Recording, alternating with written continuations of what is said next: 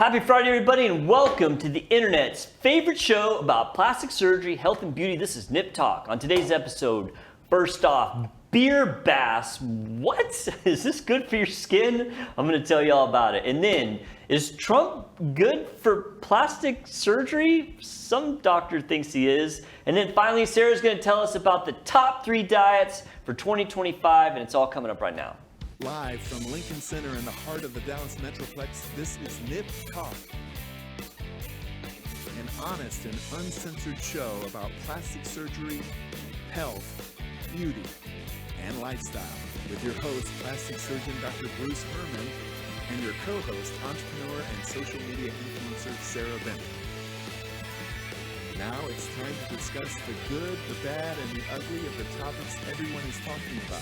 It's time for Nip Talk.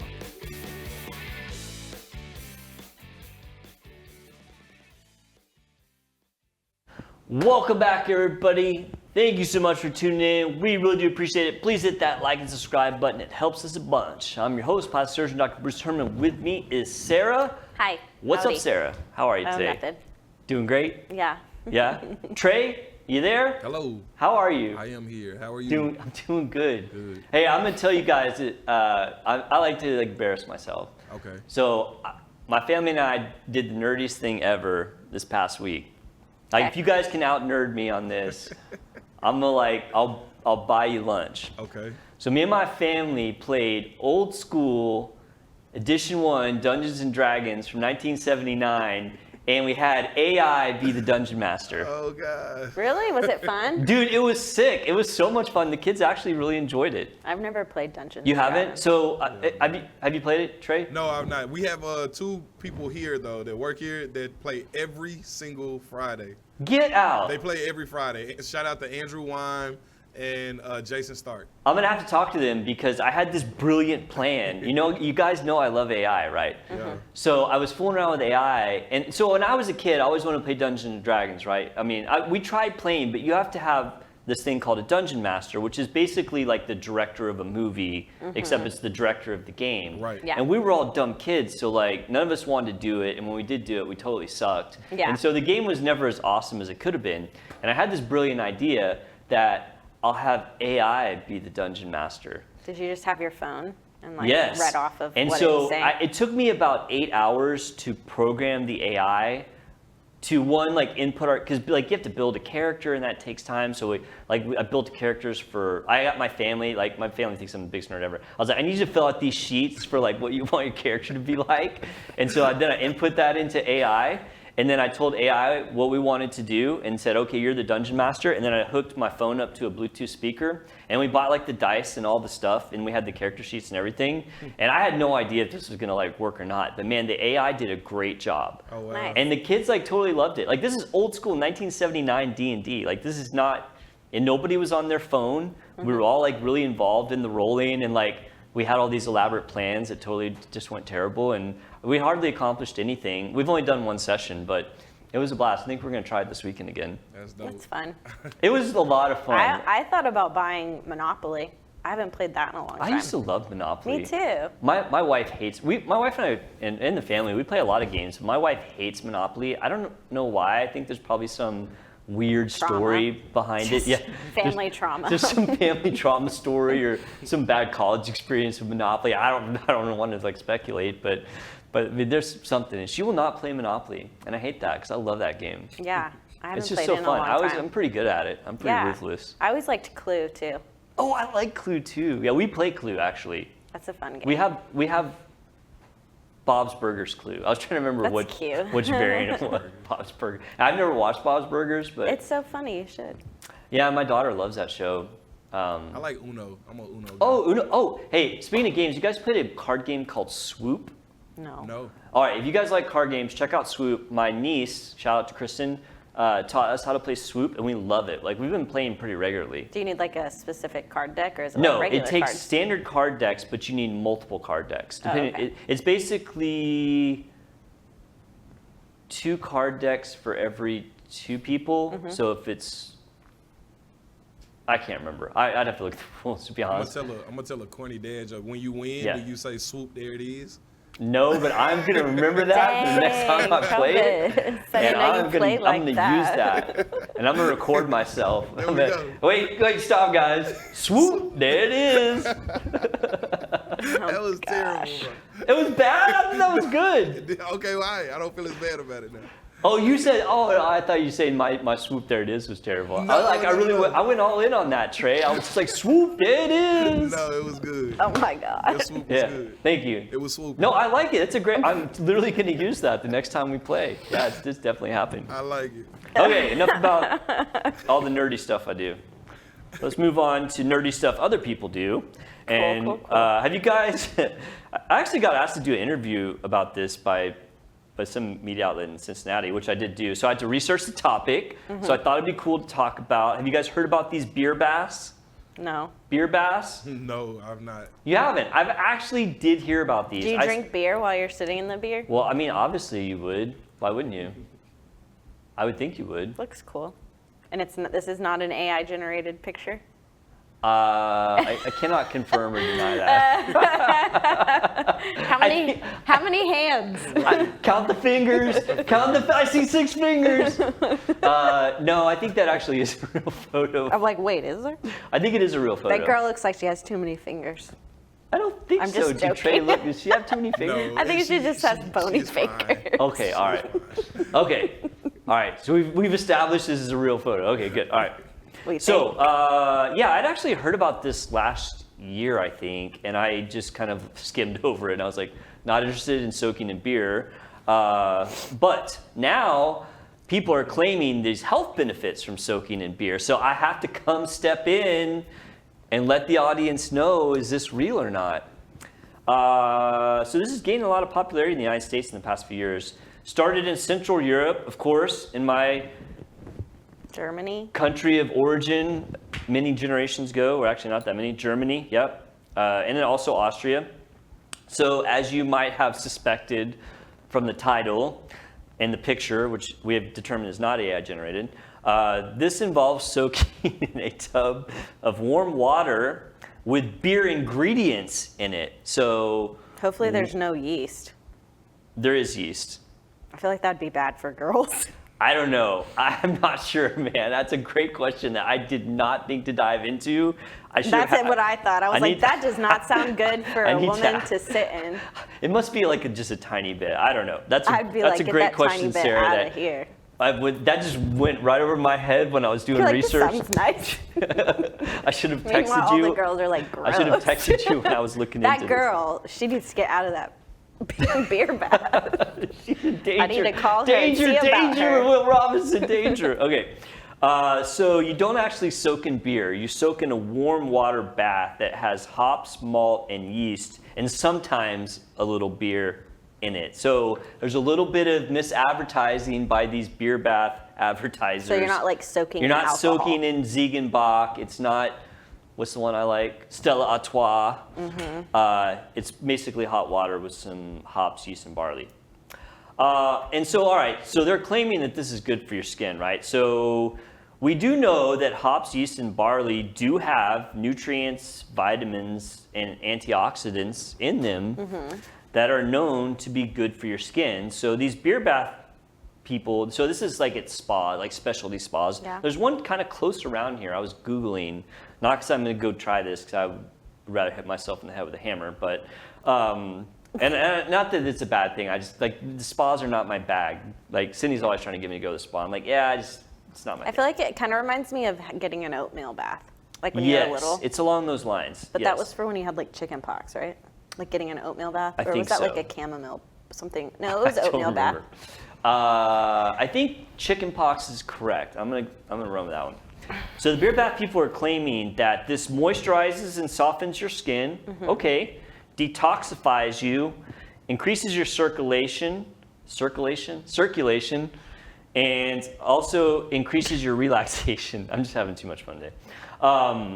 The most notable ingredients in these Yeast? in the hops, yeast, and barley is not yeast. No, it's polyphenols. Now I know we Okay. talked about polyphenols at least once. Is I someone remember really this. smart remember what we were talking about them for?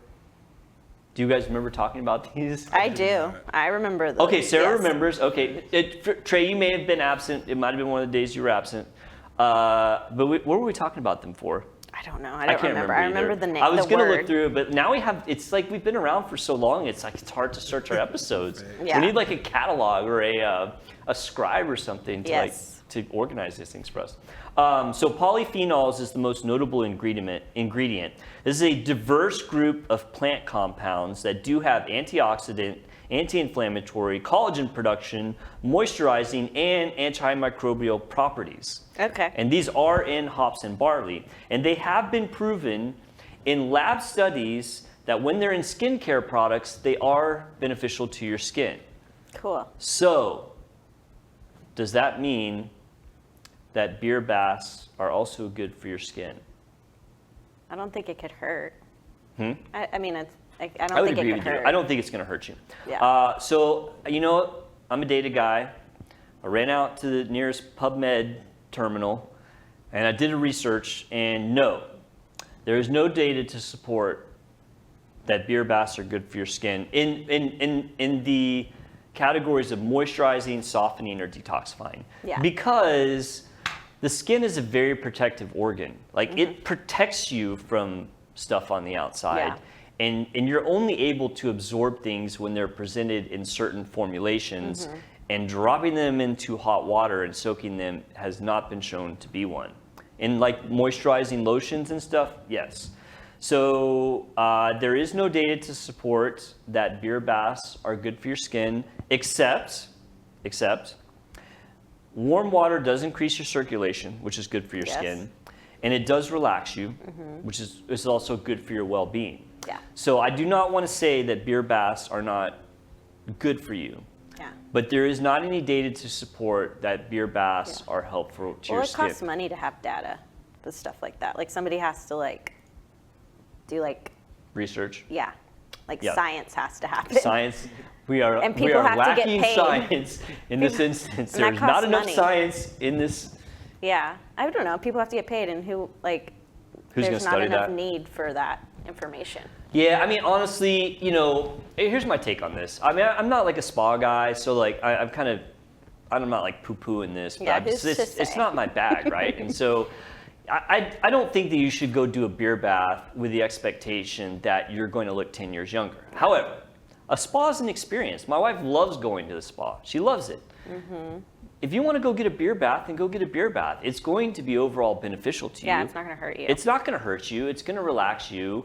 It's going to make you feel better. Do it. I mean, it does cost Unless you. you're prone to yeast infection. Yeah, I mean, if you're a girl, I'm I would really definitely. If you're a girl, I would I'm definitely. gonna call one of these places and I'm gonna figure be that like, out. hey, I want to get a gift certificate for my wife for this beer bath, but like, is she gonna get like a bad yeast infection if she does this? Yeah. And just see what they say. Like, what would they say? I wonder. I don't know. They We should probably do We get should call that. it. If I had my phone, we would call them Let's right now. record it. We should do it live on the air. Okay, these do cost $100 to $200. So if you want to go get one, just be prepared to open But up your I wallet. would just do that at my house. I'm just gonna pour beer in your bathtub. No, pour the Yeast? hops in the. I would not pour yeast in a bath. Sarah's out on this. Yeah, I feel like you've had a bad experience somewhere, and you're just like. No, I don't think any girl would ever want that. I would agree with you. I never even thought of that. It didn't even cross my mind because obviously I'm a dude. Yeah. And I was just like, oh, yeast in the water. That sounds great.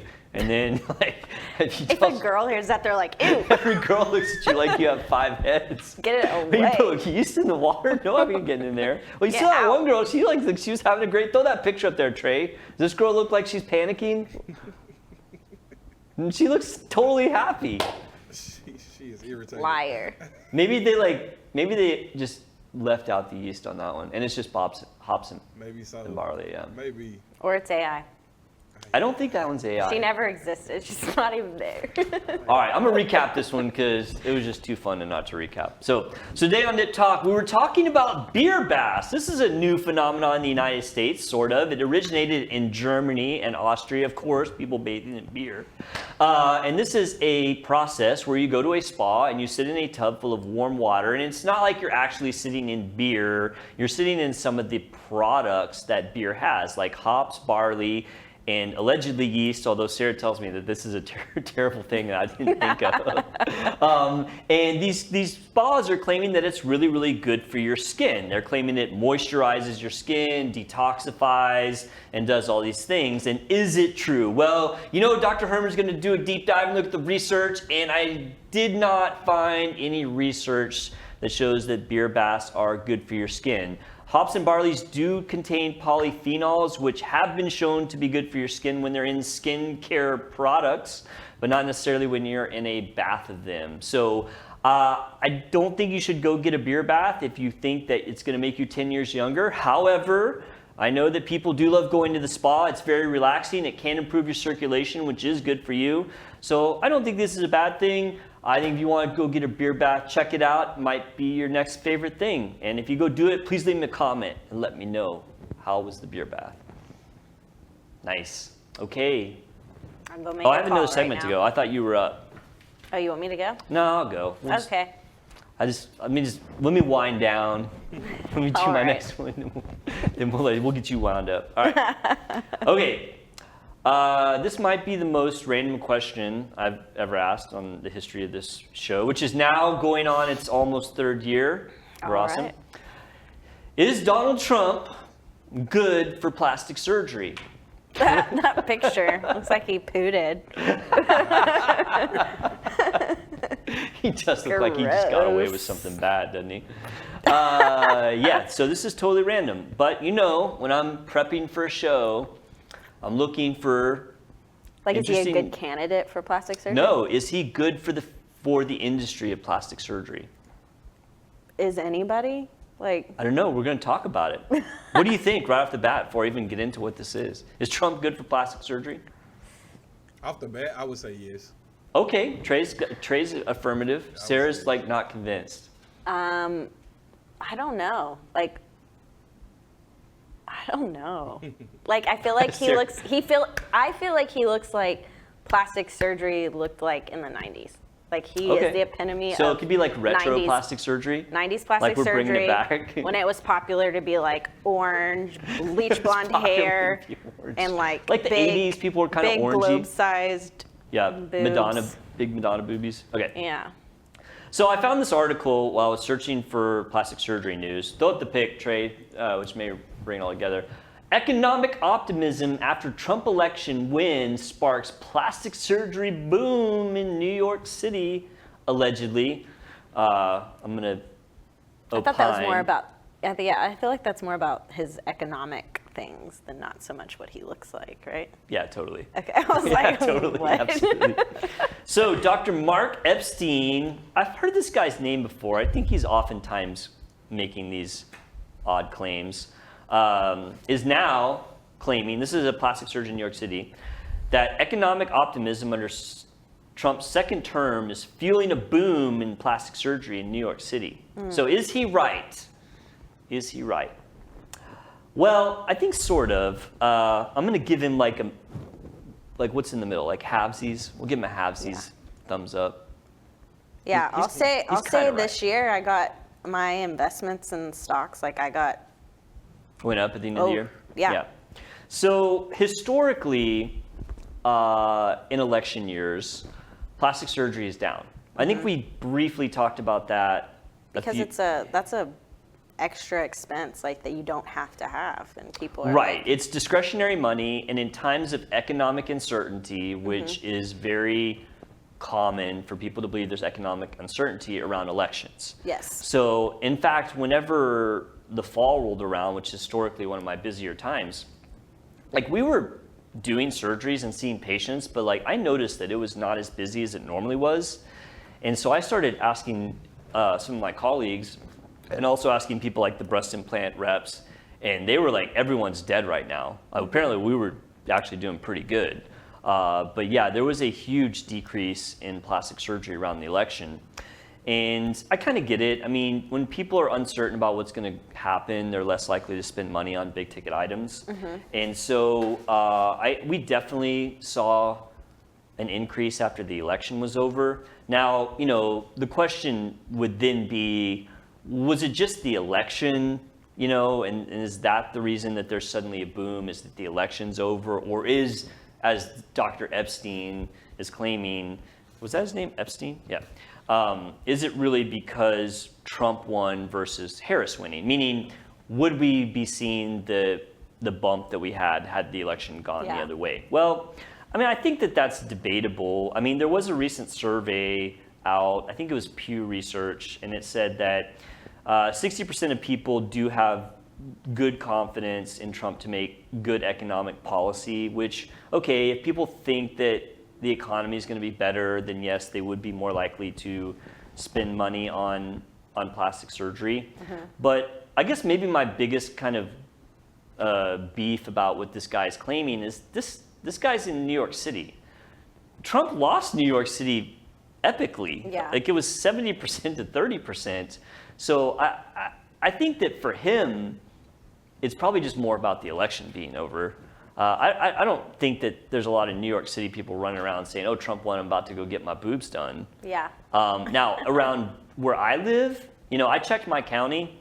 I really thought my county might be blue. I live in Denton County, and it's kind of, we're a little granola like up there. Like we're the granola part of the Metroplex. But actually Trump did win 56 to 42. So maybe in my area, maybe Trump winning helped plastic surgery. I think the city of Denton is the only it is. You're 100% correct. It's area. the city of Denton, which is everywhere. Denton's pretty rural. Yeah, everyone outside of Denton County is probably pretty, red or whatever, however you want to say it. So yeah, I don't know. I think I've seen articles from this guy before. I think he just says random stuff and just to get publicity. Yeah. And somehow he's got connected with the New York Post and oh, Dr. Epstein's saying he's that. He's just one of the contacts. Probably so. Yeah. Have. He's like, oh yeah, What Trump's win's causing big boom, and people are gonna read that because it's kind of bizarre. Some reporters probably just run with it. Yeah. Run, yes, it's Trump. Do you agree with this blanket statement? Yeah, right. I think that the election being over is big. I was talking to people in other industries, and it wasn't just plastic surgery that was down. I mean, the election was hampering business in general, and I think that's totally independent of who was going to win or not win.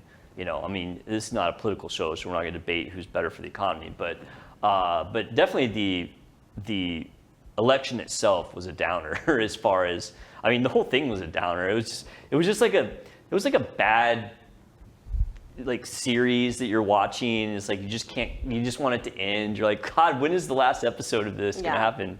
But yeah, once it kind of ended, then things started to pick back up.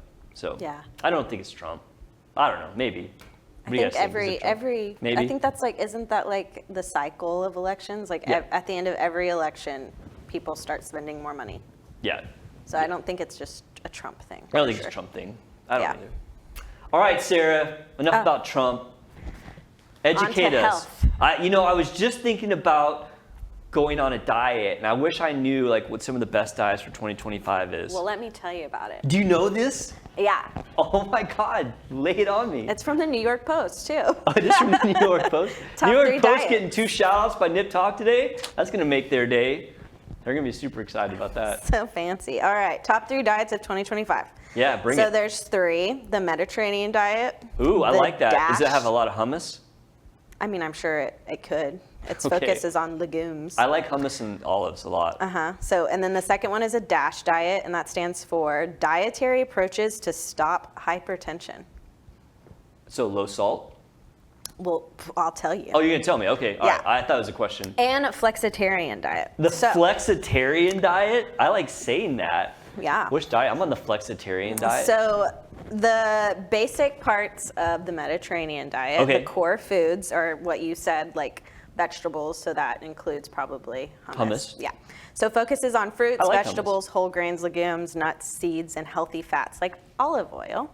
I love olives and olive oil. Fish and seafood are the primary protein sources. Well, that makes sense. Mediterranean diet. Yeah. That's ocean. Like a lot of mussels, oysters. I love oysters. Yeah. I have an oyster journal.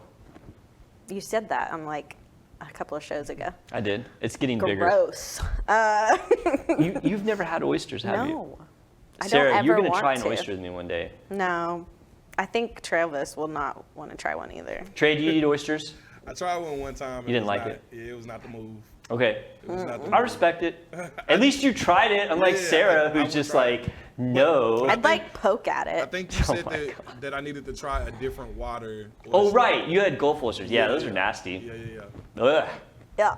I would try it though. Okay, Gross. we'll go have oysters one day, Trey, Gotcha. after work. One of the key focuses is on occasional red meat. and Occasional red meat? sweets. So those are like limited. So you can have those like for special I- occasions. so- but most of the time it's seafood. I like seafood. I like shellfish more than just regular fish. Mm-hmm. And I like oysters. That's seafood, right? Yeah. Yeah. Yes, fish and seafood. So I think I could that get would, behind that. I like sushi. That's probably yeah, on there, I right? would say like white meat. That's what it's like aiming for. White meat. Okay. Yeah. I like the Mediterranean diet. So are you done with it? Is there more? No, there's more. Okay. So part of it is I'm gonna rank these also diets it for you. encourages like family time. It encourages staying active, obviously, and using seasonal ingredients. So like if you instead of like sticking to the same meal that you would like eat like every, like the same. I don't know. Some people have like the same thing that they'll cook like once a week. Oh, right. But maybe keep it more fresh and seasonal to what season you're in, so that Okay. you get to try new foods and like So, open can I ask a your question? palate. How does it like encourage the family time? Like, do you cook together or what? Yeah, I think it encourages because I feel like the Mediterranean diet also focuses on the Mediterranean culture. Okay. And So there's that like a whole lifestyle encompasses- behind yeah, this. that encompasses the Yeah. the family I'm kind of dynamic. like on board with this one. I think it's good for your like mental health too. Isn't it? You can drink wine. It must be if it's Mediterranean. They didn't say anything about it, but I would assume. Okay. But anyways, the health benefits are obviously better heart health, Oh, for reduce chronic disease, and longevity. So those are like, when you start any healthy diet, those are always I think positives. that I would really like this one. yeah, I bet you would. I bet it would be good for your running. I'm gonna give that one an 8 out of 10. Yeah, it's the number one. It's been the number one Oh, for really? a long time. I've never even heard it. Trey, Mediterranean diet. Have you heard of this thing? I've heard of a Mediterranean diet before. I haven't heard of this It's one. been the number one diet for years. Yeah. Really? Okay. Yeah. I'm glad now I won't feel like a dummy when people are talking about it, and I'm like, what in the world are you talking about? Yeah. See, look how smart we're making each other. I think it was like real popular like some years back. I think it Really? gained popularity like in the 90s, I believe. Yeah. Oh, it's been around that long. Okay. Yeah, like self-help books. No. I'm gonna Mediterranean look this diet one up. books. I'm really intrigued about this one. Yeah, it's good. I think you'd I like may it. give it a 9 out of 10, actually. And then the second most popular one is the DASH diet, and that one again stands for Dietary Approaches to Stop Hypertension. Okay. I mean, that's going to be really good for your health for sure. Yes. High blood pressure is bad for you if you are not aware. Like it causes all kinds of problems. Yeah. All the things. Yeah. And its core foods it focuses on are pretty much like the Mediterranean diet. Okay. So lean proteins like fish and poultry, which is what the Mediterranean diet focuses on too, and low-fat dairy products. Okay. So So- cheese would be all right. Low-fat cheese. Mm-hmm. Okay. And then it, like you said before, it focuses on low sodium intake. Yeah, that's good. So it encourages limiting intake to sodium intake to 2,300 milligrams a day or less. And then you can do it even stricter for 1,500 milligrams. I don't even know how much sodium I intake. God, I don't either. It's probably a lot. I should probably look at that because I have Actually, it natural. can't be- My blood pressure is naturally high. Like even Really? though like I work out and eat relatively healthy. Oh, you need to like be on top of that. Yeah. My wife had high blood pressure too for a while. She had to take But blood I think pressure it's medication. because I'm not good at handling stress. Like when I get stressed You get out, stressed? It like, totally I feel can- like my cortisol like takes over Yes. my body. Yeah, we've talked about cortisol. That's really Yeah. bad for you actually because it causes a lot of problems. I think I need to like have some type of anxiety medicine. Honestly, Yeah, like because whenever that's really I'm, not like, good for your stressed health, out. like over like the long term. Like that, people joke about, oh, stress bad for your health. I mean, like it is bad for your health. Like it's yeah. very well established. It sucks. Yeah. And then obviously what's the health benefit of this one? You already Lower said blood it. pressure? Yes, low blood pressure and cholesterol. I thought I was about to say cortisol, but lower It might be sodium if and it's cholesterol. like relaxation. For sure. I'm sure it would lower cortisol, definitely.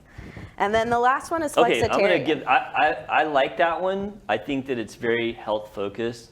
I think that's good for people that have high blood pressure. I'm gonna give that one an 8 out of 10. Like, I think the Mediterranean so far is my winner. But I like the name of the last one the best. So Flexitarian. I've never heard of that. Flexidactory. What was it? What was it? A librarian diet? The flexitarian diet? Oh, flexitarian. Sorry. I thought I was close. I mean, I knew it was, I was like pterodactyl, but with flex in there somewhere. Exactly what I was thinking. To a pterodactyl diet. Yeah, keep going. Main food source is dinosaurs. Dinosaur eggs. You gotta dig what up? All right. Tell me about the flexitarian. The core food is mostly plants. Okay. So that's obviously vegetables, fruits, Yeah. I mean, I whole do like grains, fruit. I like legumes, salads. and plant-based proteins like tofu. Okay, no. Yeah. 2 out of 10 for me personally. Now, it may be a great. I love the name though. I have to give it. Keep going. There's got to be more to it than that, right? Okay, sorry. So it's occasionally you can have moderate consumption of meat. So that would be poultry and fish again. So Okay. mostly all vegetables and then sometimes meat. I don't know. I would have a hard time with that one because of protein intake. Yeah. Like I would need a lot of I protein. mean, I'm going to give it a 10 out of 10 for name. I mean, Flexidactyl or whatever the name of that is, it's awesome. But like the diet for me is a 0. Yeah. So It does the flexibility of this one. It says it does not have strict rules, but encourages reducing meat intake gradually while focusing on whole foods and minimally processed foods. So it's like it's slowly become. I think it's slowly. It's like the diet you do before you become like a vegetarian. yeah, no. Hard no for me. Pass on that one. He is not messing with it. No, I love the name. I mean, it's like one of those movies. Yeah. You know, the movie title is so awesome, and you watch it, and you're like, I paid for this. I mean, Yeah, the flexitarian diet seems like it would be more fun because the name implies. Right. The name. I just want to The run name around saying the implies name. flexibility. Yeah, like flexitarian. Yeah, Like it's and like it's not. It could be anything. It could be like your political party. Oh, I'm a flexitarian. Yeah, yeah. But yes, this one does the same.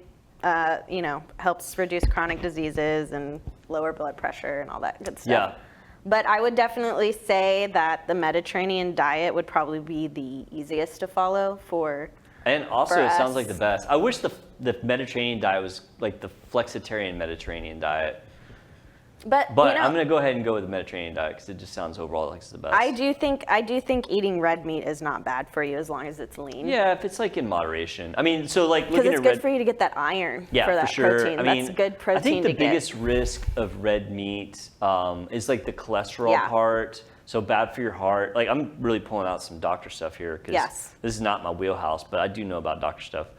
Like heart, you know, the cholesterol is going to be bad for you, and then colon cancer is a big one. People eat a lot of red meat. Like it has a higher rate of colon cancer. Yes. Especially smoked meats is risk of stomach cancer. Oh gosh. So like you know like some of the barbecue stuff, yeah. I didn't know that. See, I remember doctor things. I'm not just a technician anymore. I need to tell Cody. Yeah. He I mean, it's one of those he be things. It's not like where if you smoking go eat meat all the barbecue time. one day, you're going to die. But I mean. Well, we have a if- Traeger, just like you do. Yeah. He likes to smoke all kinds of crap. Did I guys all the tell you time. about smoking that Cajun turkey? Yes, It was awesome. It was Yeah. so good. I bet. I'm going to eat Cajun turkey while I play AI AD&D. Yeah. Really best weekend ever. Yeah. gonna be Okay, good. so Mediterranean dash Yeah. and the Pterodactyl. flexidactory. What is it? Flexitarian. Flexitarian diet. Flexitarian. Top 3 diets. I'm gonna say that my favorite would probably be the Mediterranean. Yeah, Which mine one? too. Have you done any of those? No, I just focus on macro and my protein I mean, intake. you're like in such great shape. Like for you, it's like diets are just that's something that the peasants do. But I feel like counting your macros, macronutrients. Yeah, that's a true. diet. I mean, that's in gonna it. That's a optimize your diet. workouts. Yeah, they're true. But Yeah, it's- I get you. Yeah. It's not like Well, strict. I did not know any of those things, and I do truly think it's great that you brought it to our attention. If I was going to try one of those, I'd definitely go to the Mediterranean.